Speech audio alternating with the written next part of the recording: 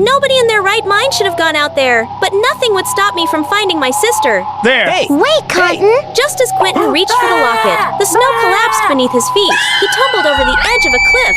Popularity always came easy to Nadine, my twin sister. I pretended it didn't bother me, but it did. I was jealous, especially because she was friends with Caitlin. Nadine only became popular after befriending her, and I wanted in so badly. What's that? A rock climbing magazine? Of course not. It's just homework. The truth is, I loved rock climbing, but I knew no one would get it. Especially Caitlin. I thought being her friend would make me fit in, but she never noticed me, only Nadine. At least I was around Nadine's friends. But that changed when she started dating the worst guy possible, Quentin. Quentin had this creepy vibe, dorky, quiet, everything. Nadine wasn't. He wouldn't talk to anyone but Nadine. It was like he had something to hide. How's your pizza, Quentin? He wouldn't even look at me sometimes. So suspicious. Nadine, what are you seeing? Quentin, he's pulling you away from your friends. Doesn't that bother you? Not a bit. It's my choice, and I'm happy. Party.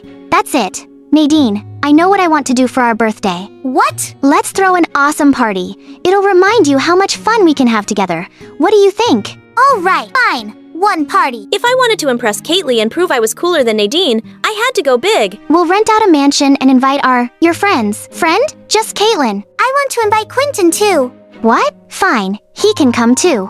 A few weeks later, we were off to the resort. I hate this song. Me too. I thought that was your favorite. Huh, no, maybe. Ironically, we're here. After a huge drive, not only was the resort not like the photos, it was horrible. It was a musty old cabin that looked like somewhere a murderer would hide out. Only huge. Isn't it cool? Cool. Nadine and Quentin hurried inside the cabin, leaving me and Caitlin in shock. Wanna go in? Not like we have a choice. I got your bags. Don't worry about it. The cabin was a relic, dust-worn, and screaming for a deep clean. It was huge. As the night went on, things got more comfortable. Quentin is so lame. I don't know why Nadine would date such a creep.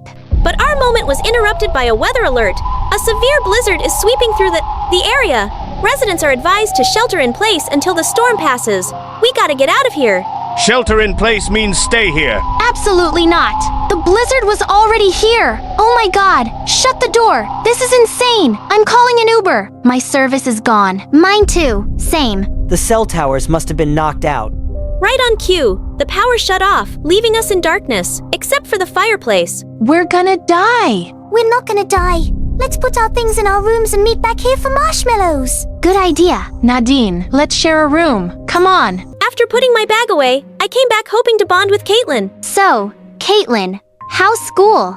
Fine. Maybe you should put the phone down and join the conversation. Oh, it's fine, Quentin. Caitlin's just relaxing. Caitlin, where is Nadine? You guys went to put your stuff in the room, right? Yeah. Where's Nadine? The bathroom. Said she didn't feel good. Oh, okay. I'm gonna check on her. What? No. She wants privacy. We're twins. It's fine. The hallway was so quiet, it made my skin crawl. I knocked, hoping Nadine was just taking her time. Nadine, you okay? Nadine? Nadine wasn't there. My heart dropped. Call it twin senses, but I knew something was wrong. I ran back to the group, terrified. Nadine is gone. What do you mean gone? She's not in the bathroom, and I can tell something is wrong. Maybe she went to a different bathroom. I'm sure she's fine. If Edith thinks something's wrong, we should look. Let's split up. I'll stay here. You don't want to help? Look, somebody's got to be here in case she comes back. Just in case something's wrong, we should stick together. Okay? This must be the room Nadine and Caitlin picked. The window was wide open. This was worse than I thought. Nadine, the snow's blown them away. Dear Edith, stop hiding. Happy birthday, love. Nadine. Stop hiding. Is this some kind of code?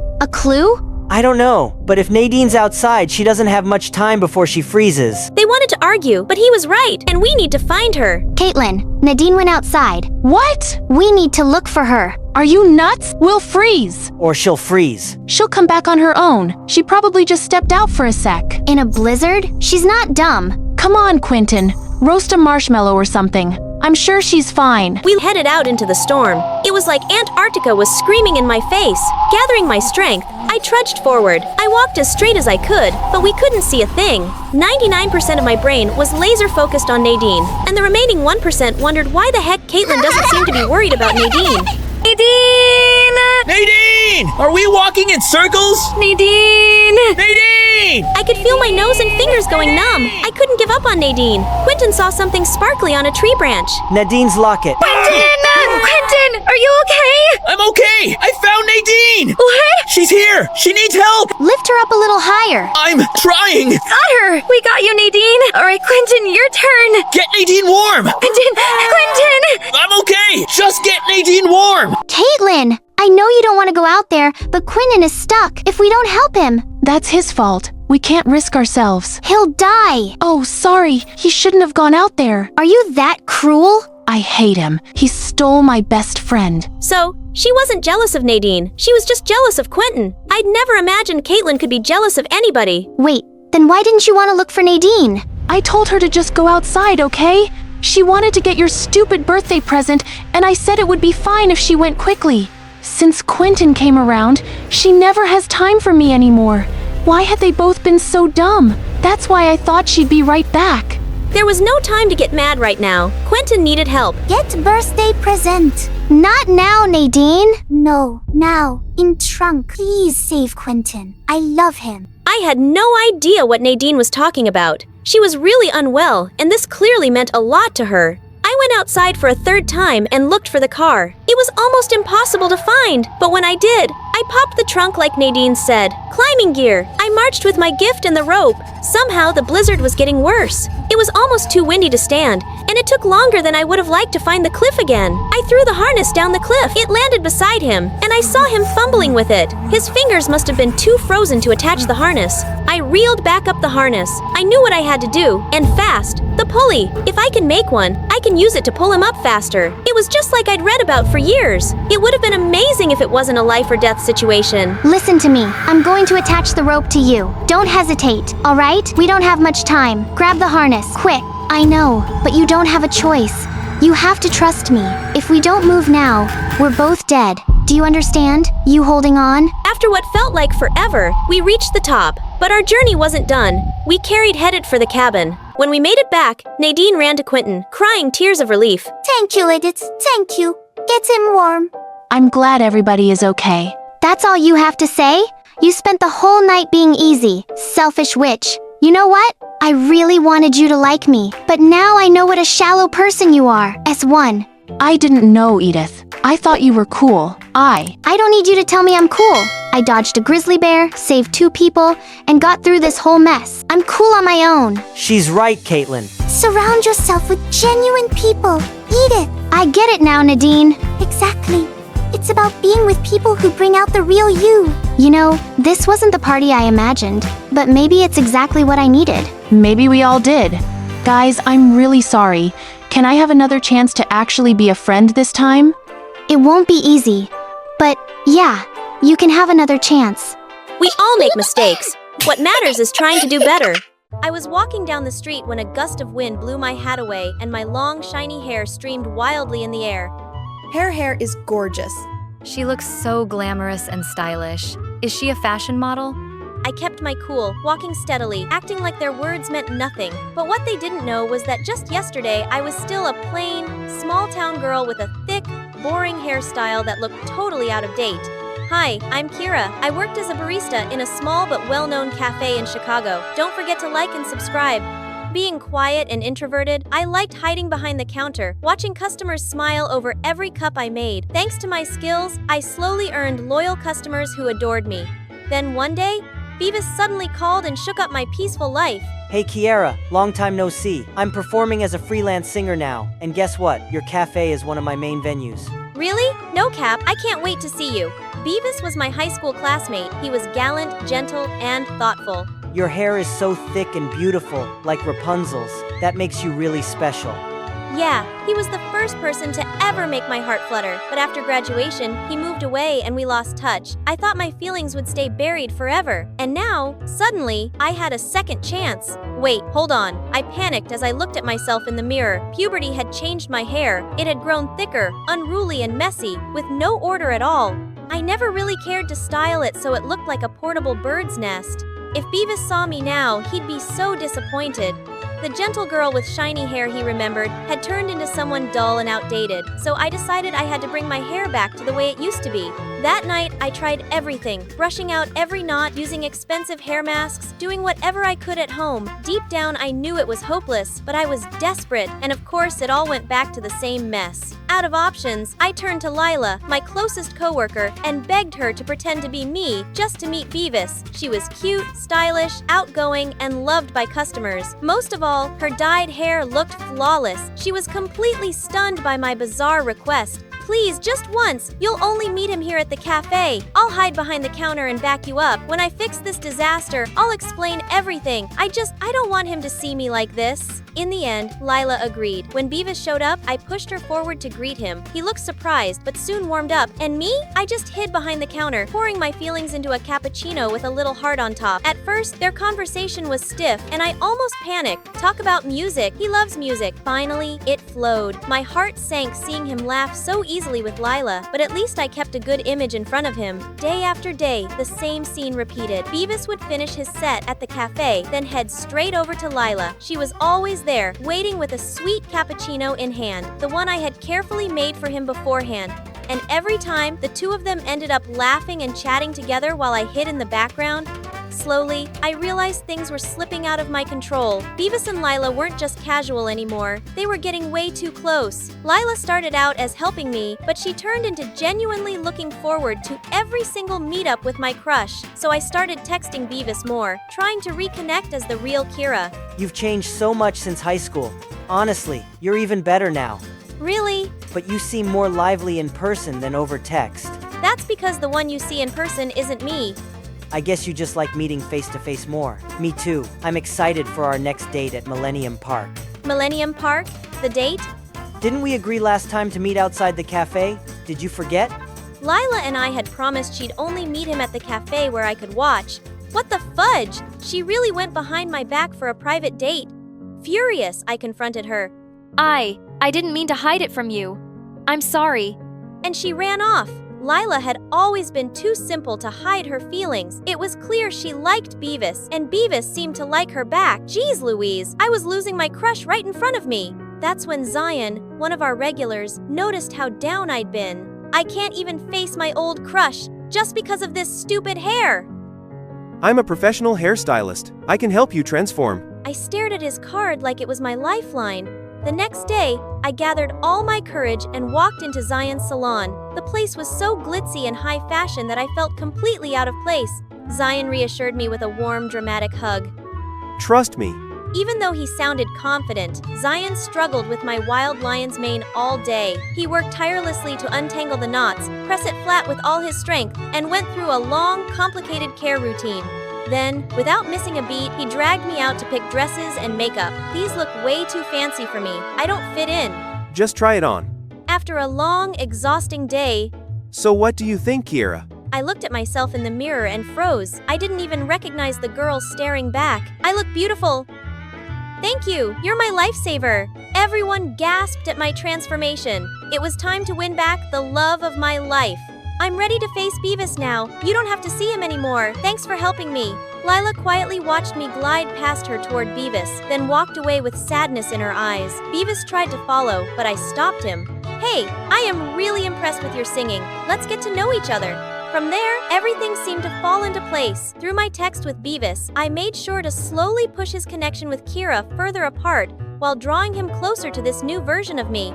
Lila, drowning in guilt, asked to quit the cafe and cut ties completely. Whenever Beavis looked around for her, I was there instead, comforting him, talking with him, and step by step we grew close again, just like in the old days. It feels like I've known you forever, and the one I was supposed to feel familiar with now, she just seems new and different. Bit by bit, Beavis and I grew closer. He started greeting me first, complimenting my coffee every time he came to perform. Back then, Kiara used to bring me coffee. I didn't know it was you making it all along. It's amazing. Forget about her. She quit already. Now it's just you and me. What do you think about us getting to know each other? Of course, I knew I couldn't hide my identity forever. I thought once Beavis truly loved me, I'd confess everything. I'm sorry, but my heart already belongs to someone else. Even though lately, it feels like I've been dumped without knowing why. Before I could even process the heartbreak of losing him, Lila suddenly appeared out of nowhere. I lied to you. I'm not Kira. My name's Lila, and I like you too. Could we maybe start over? Beavis looked at her, then at me. His face shifted from shock to disbelief and finally, anger. I'm sorry, but I just need to be alone. And then he walked away. It was just me and Lila now. She broke down crying, apologizing over and over. I know you're like Beavis and I feel so awful, but I can't control my heart. Even when I tried to stay away from him, I still couldn't stop looking for him. I sat there in shock, realizing I was the reason for all this pain. Because of my own fear and insecurity, I had pushed Bevis and Lila together, and because of my selfishness, I tore them apart and destroyed something that had barely begun. The next day, I walked back into Zion's salon with determination. Please change me back to how I was. I don't belong in this. Look! Why did you have to do that? I finally told Zion everything that had happened. I've always admired the way you worked, so hard and passionately. Right now, you're already so special and beautiful. I don't think you need to change anything else. Just be yourself, and if you ever struggle again, I'll always be here to help you. Thank you. I texted Bevis and Lila, asking for a meetup. Bevis didn't respond, and Lila kept avoiding me, but I kept trying until they reluctantly agreed. I set up a quiet little corner in the cafe, waiting for them. When they arrived, the air was heavy and awkward. I'm sorry for everything. I dragged Lila into this, and all of it was my fault. Please, just be yourselves and start fresh with each other. Hi, I'm Beavis. Nice to meet you. I'm Lila. I slipped away, leaving them with their moments. Walking down the street afterward, I breathed out, relieved that at least this time I'd done the right thing. I thought you might need this. I'm fine. You can spill everything to me if you want. I'll be right here when you need me. He was always there when I needed comfort, and this time, I finally let myself cry in his arms. In the end, after all the mess, Beavis and Lila became a couple. I lost my crush, but I gained two friends I could truly count on. Hey, that handsome hairstylist is here for you. Again. We're just friends. Besides, he only comes here for the coffee. Then go serve him yourself, Missy. Not long after, Zion confessed his feelings to me. Do you want to go on a date with me? And for a moment, I wondered, maybe I should give myself the chance to start a new chapter. And I said yes to Zion. I got out of the car and rushed to the office, accidentally bumping into someone right at the door, but I didn't have time to check. I hurriedly stepped inside the biggest private bank. The entire lobby greeted me in unison. Morning, Mr. Blackwell. I entered my office, where Shayla was already sprawled on the couch, not even bothered by the vice president's plate on the door. Babe, finally. The new Bentley batter just dropped. You have to get it for me. Matte Rose Gold limited edition. It screams us. I dropped into my chair, eyes scanning red stock charts, bleeding across the monitor. Can we do this later? The stop tanked overnight. Ugh, you're always busy. Just say no if you don't care. Before I could respond, she was gone, slamming the door louder than needed. Hours later, when the numbers finally settled, I leaned back, breathing a sigh of relief. Yet the silence in the room felt staged, like it was waiting for applause that never came. I'm Jeffrey Blackwell, the only son of Richard Blackwell, chairman of the biggest private bank on the West Coast. Everyone says I was born for this. I speak little, act fast, and never make a mistake. But in moments like these, I wonder, was I really meant for this? Or am I just a version of my father? Would anyone see me without the money and the title? I brought out my concerns to my father in his study room. He didn't look out, just kept reading, calm as ever. You know, I didn't build this bag from behind a mahogany desk. I was a clerk once. Walked 10 blocks each morning in shoes that didn't fit. Take your time, son. Find your own reasons to return, not just mine. That was all I needed to hear. I traded glass walls for a tiny room on a quiet street. A fresh start. I heard the hotel down the block was hiring a front desk assistant, so I went for it. The manager's name was Nico. He was around my age, but wore his authority like a tired joke. Ever clean vomit off of the hallway carpet at 3 a.m., Mr. Blackwell? No. But I'm a fast learner. Sure. Try the garage next door. Real world stuff. Actually, not the worst idea. So I walked straight to the garage, asking for work. And just like that, I was scrubbing oil, hauling tires, and learning how exhaust smells after hours of work. I didn't mind. It was honest work. Between shifts, I'd stop by the hotel for refreshment. That's when I noticed this cleaning girl. She looked awfully familiar, but every time I almost placed her, she disappeared into the service door. A week had passed, and fixing high-end cars was easy once you've owned half of them. I'd fixed a McLaren sensor, recalibrated a Bentley suspension, and replaced a Porsche's gearbox all before lunch. Word spread and more luxury car owners started rolling in. The place was buzzing. Even Manny, the garage owner, started watching me differently. It felt good to be recognized for the work, not the name. Just then, a matte rose gold Bentley Batour slid into the curb like it owned the street. What? Sheila. My girlfriend? She took his hand like it had always belonged to her, like I never existed. Babe, I cannot stand these filthy places. Take me to a Michelin 3-star now. I need my reward immediately. And then they vanished down the block, leaving me behind with a heart crushed by that very car. I quietly walked out the back alley. My hand was already gripping my phone. I let out a breath, then delete her out of my life.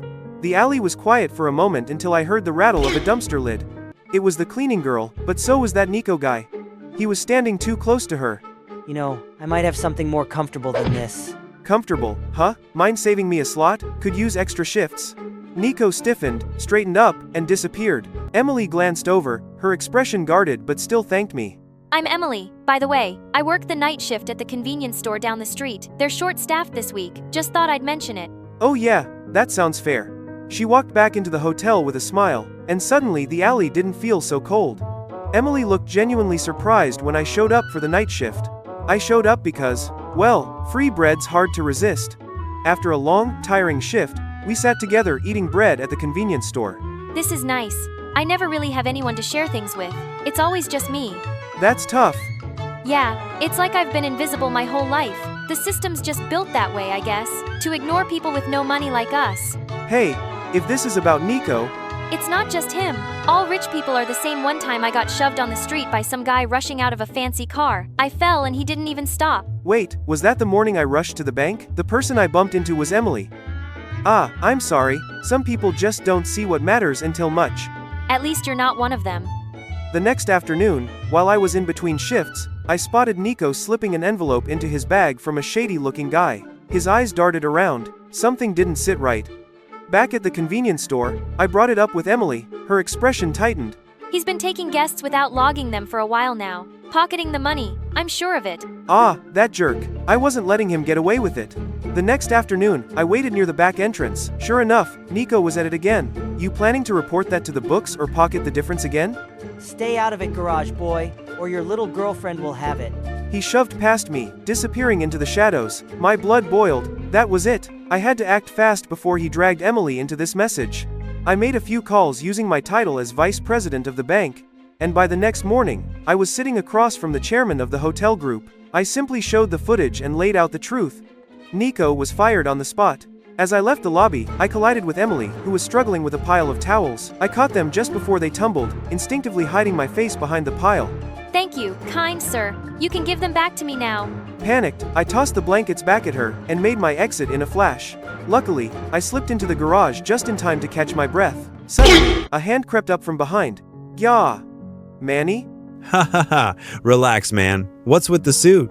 Busted. I had no choice but to tell him everything. Manny wasn't surprised. He just grinned like he already knew all along. Well Jeff, here's the thing. No matter where you started or where you're from, you get things done. Whether it's fixing up rolls or blending in as a regular guy, you're good at it. Keep it up and you'll go far. I paused, grateful for the unexpected compliment. Later, just as I stepped in the convenience store, I froze. The place was a wreck. Emily stood in the middle, holding a crumpled piece of paper in her hand. Jeff, it was Nico. He wanted to teach you a lesson. It hit me like a punch to the gut. My hands clenched into fists. I won't let him get away with this, I swear. The next day, I returned to the city with a new purpose. I called in a few favors, and soon enough I had people searching high and low for Nico. By late afternoon, I had a location, a rundown building on the outskirts of town. I walked in. Nico stood at the far end, still wearing that smug grin. Well, if it isn't the garage boy. Did you come here to beg for mercy? His words faltered when he saw who was with me. My men, people who knew everything about him. You've made a lot of mistakes, Nico. Especially with him. The heir to the biggest bank on the West Coast. Nico's face drained of color. He knew it was too.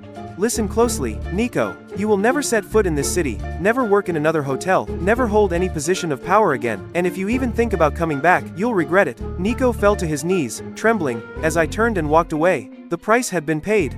Justice had been served. It was time to face my true identity. I went to the garage to resign. Manny seemed genuinely disappointed, but wished me well. You've got a bright future ahead, Jeff, no matter where you go. As I was about to leave, Emily appeared. She hesitated when she saw how I was dressed. I took a deep breath and explained everything. I never wanted you to think of me as just another rich guy, Emily. But the truth is, I was the one who bumped into you that day. I was so caught up in my own world that I didn't even notice you. I'm sorry for that. But despite everything, my background, my title, I want you to know that I see you, and I care about you. Jeff, I won't lie, I'm drawn to you too. Not because of the money, but because you've treated me like a real person, not just a charity case. That's what matters to me. With those words, everything was clear. We understood each other. In a world that tried to keep us apart, I was finally back where I belonged. My father had stepped down and the board made it official. I was now the chairman of Blackwell Bank, pushing myself harder than ever, carrying Manny's words with me. And the best part? After each exhausting day, I got to head to the same old convenience store and pick up Emily. You know, you can quit the job if you want. I'm more than capable of taking care of you. I'm not quitting. I need to do this on my own. I made a commitment to the store to make up for the damage caused by Nico. Fair enough, but just so you know, you'll be making up to me. I bought the store. You didn't. I did. No escaping those night shifts now. We both laughed as we walked hand in hand, enjoying the cool night air. The wind was howling outside and tree branches were scratching at the window. I carefully walked across the room. I was barefoot and had a candle in my hands. When I was passing by a huge mirror, I realized that something was wrong with my reflection. It was knocking on the mirror from the other side like it wanted to get out. Abigail, set me free, please. The candle in my hand went out and I was left in complete darkness. I woke up in a cold sweat and sat up in my bed. Phew! It was just a bad dream. Hi, I'm Abigail, and I have been plagued by nightmares my whole life. As you can imagine, I was a weird kid. I loved reading detective stories and mysteries. Recently, I discovered podcasts and started listening to audio series and stories about all sorts of investigations. Weird things happen to me all the time. For example, I barely remember anything about my childhood. It was the truth. My parents died when I was very young, and I spent a few months in an orphanage. Luckily, my uncle and aunt eventually adopted me. They were both cool and successful businessmen. My memory lapses worried my guardians. They even asked a doctor to examine me once. After a long conversation, he said I was perfectly healthy.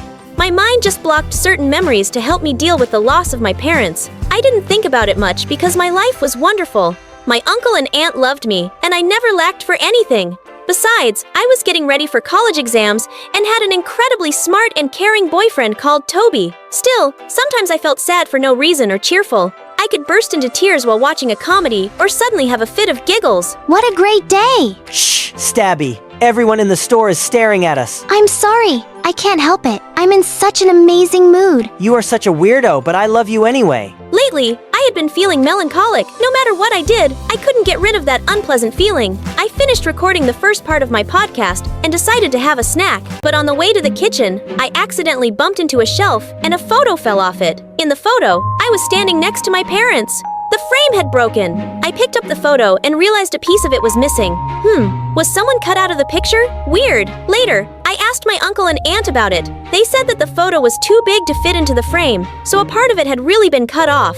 I almost believed them, but they exchanged pointed glances, which looked suspicious. They were definitely hiding something. That night, I had another nightmare. My reflection was trying to get out of the mirror and screaming again. As soon as I woke up, I immediately turned on the mic and retold my nightmare for the podcast. More and more listeners were growing interested in my story by the day. It inspired me to keep going. Unfortunately, my nightmares got worse. I called Toby and told him I'd barely been sleeping lately. He was in the first year of college and dreamed of becoming a psychologist. Toby said that my subconsciousness was probably trying to tell me something. The reflection is like your twin. Maybe your brain is trying to make you remember someone. Could you have a twin sister? His words made sense. I didn't remember much about my childhood, so I decided to talk to my aunt and uncle again and ask them if I had a sister. Abby, you read too many detective stories. My guardian said I was an only child, but they were so nervous. My aunt even dropped a cup of coffee. Something wasn't adding up. I decided to get to the bottom of it. In the attic, I found an old album with photos of my parents. Weirdly enough, some pages in the album were empty, like someone had removed some of the pictures. I found something useful anyway. Check this out. It was a page from Mom's private diary. She had written she dreamed of watching the sunset on Mount Mitchell, the highest mountain in our state, with my dad. I carefully hid the paper, went downstairs, and called Toby again. He had another great idea. You need to give your memory a push. Sometimes people go back to the neighborhood where they grew up, and it helps. Toby, you're a genius. This is a brilliant plan. The next morning, we went to the house where I used to live with my parents. I hadn't remembered the address, but found it in the documents. I looked around and saw swings hanging off a tree next to the house. Flashes of images from my childhood appeared before my eyes. I remembered swinging on them with another girl. Toby and I asked the neighbors if they remembered a family with twin girls, but they had all moved in recently and couldn't help us. Then we finally knocked on the door of the house where I used to live with my parents and asked its new owners if they knew any about the previous ones. No, sorry. The realtor did not tell us anything about them. Oh, that's a shame. Sorry to bother you. I was just looking for my sister. I think I might have one. Wait, did you say sister? I think I might have something for you. She went into the house and came back a minute later with a stack of children's drawings of two girls. They were two names written next to them, Abigail and Emma. We found these drawings in the attic. They probably belong to you. I thanked the woman for her help. Now I was pretty sure I had a long-lost sister called Emma. Toby and I went to the orphanage, where I ended up after the death of my parents. We were in for disappointment when we arrived at the orphanage. It turned out that it had been closed for a long time. We found ourselves standing in front of a dilapidated building. Sorry, I think this is a dead end. Let's at least take a look since we're here. We went inside and walked through the empty hallways. I was suddenly overcome with emotions and burst out crying. Baby, are you okay? Yes, I just remembered how sad I used to be living here. Actually, I think there's something else. I remembered my distant childhood. I saw myself huddling in a corner and crying for my mother. The other kids called me a snotty crybaby, and I was devastated. But then a girl stood between me and the crowd. She looked just like me and chased away those bullies. Leave my sister alone, or you'll have to deal with me. It was Emma. We were twins and both ended up in the orphanage after our parents died. Emma was braver than me and always protected me. But then one day, my uncle and aunt adopted me and left Emma there. We didn't want to part and promised each other we would meet again. Emma, I'll find you. I told Toby the truth about my past and asked him to give me a ride home. Why didn't you tell me about my twin? Oh, Abigail, we hoped it wouldn't come to this, but you need to know the truth. There is no Emma. Your mother had a split personality disorder. She created a second, stronger personality that protected her from everyone and helped her when she was stressed out. We worried that you might have inherited that disorder. Wait, are you saying that Emma was a figment of my imagination? I couldn't believe it and stared at Toby. Children often create imaginary friends to deal with loss. That's what we were taught in college. Now that I thought about it, Emma stood up for me at the orphanage and disappeared right after I was adopted. I demanded to know why there were so many blank pages in our family album, but my aunt said they just lost a lot of photos when they moved. My investigation came to an end. I still felt inexplicably sad. Soon I found the page from my mother's diary in my pocket and remembered about my promise to fulfill my parents' dream. I'm going to watch the sunset on Mount Mitchell. Maybe that will cheer me up. My aunt and uncle approved of my idea. Toby couldn't come with me because of his studies, so I set out alone. I got to the resort town next to the mountain in the evening and decided to spend the night in a small motel. Then a boy ran up to me and started talking to me like we'd known each other forever. I think you've mistaken me for someone else. You're right. Sorry. You look a lot like one of my friends. She's getting married and I came to her wedding. I'm Jasper. Abigail, I hope the wedding goes well. Your voice sounds familiar. Abigail, do you by any chance have a podcast? Jasper turned out to be one of my listeners. The next morning, I rented some equipment and headed to the foot of the mountain. To my surprise, Jasper was waiting for me there. A girl was standing next to him. She looked just like me. Surprised? Abby. What the heck? It looks like I'm looking in a mirror. What? He introduced me to Emma and said that she was the friend who was about to get married. Emma, my twin! I couldn't believe it was happening. This is nuts. While Emma and I were crying and hugging happily, Jasper said that he's always known his friend had a sister. When he bumped into me, he immediately realized I was Emma's twin. I listened to your podcast, so I knew you were looking for your sister and decided to arrange a surprise. Now you can fulfill your parents' dream, girls. We thanked Jasper for helping us reunite. He left and we started climbing up the mountain. We talked a lot on the way to the top, and I found out that after my uncle and aunt took me away from the orphanage, Emma was adopted by millionaires. I've never wanted for anything, but my adoptive parents are very strict. We got to the top just in time. The sun was about to set. We kept talking, and it dawned on me that every time I had been happy or sad for no reason, I must have felt my sister's emotions. Then I realized that I had been feeling sad lately and asked Emma if she was okay. Not really. To be honest, it turned out she was about to marry some nasty guy because her parents told her to. She was actually in love with Jasper.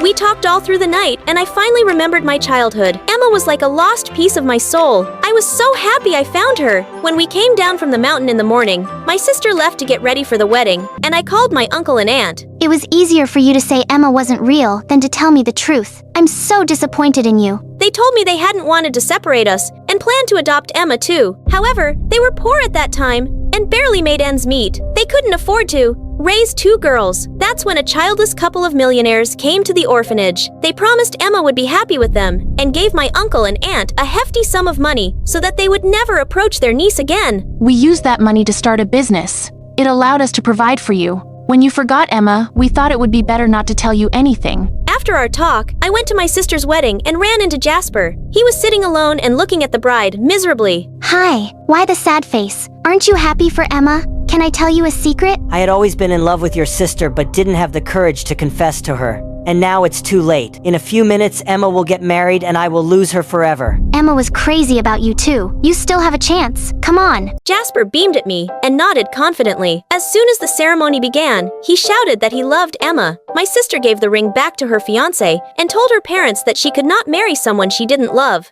After that, she took Jasper's hand and ran away. Everyone was shocked, and Emma's parents were furious. Soon I came back home. Emma and Jasper got off it. I introduced them to my boyfriend and told Toby about my adventures. Then we came home to my uncle and aunt. They burst into tears of joy when they saw Emma. Her parents will probably be mad for a while. Well, they shouldn't have hidden their daughter from her relatives or insisted on a marriage of convenience. I'm sure we'll be fine now. Maybe I'll start another podcast and tell you what happened next. Press like and subscribe to the channel.